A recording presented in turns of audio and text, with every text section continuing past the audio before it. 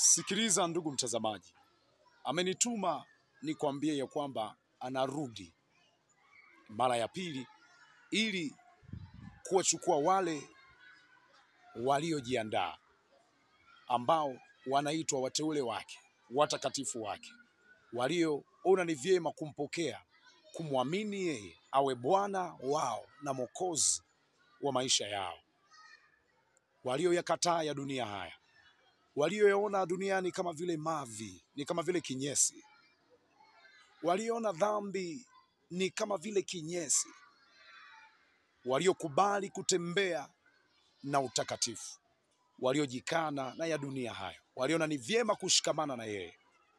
Anasema nikwambie ya kwamba anakuja kulichukua kanisa.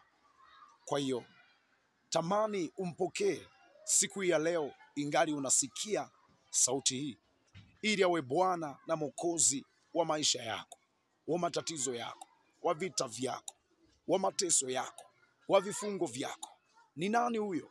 Huyu ni Yesu Kristo wa Nazareti. Atakusaidia. Mwamini tu leo hii, mpokee leo hii.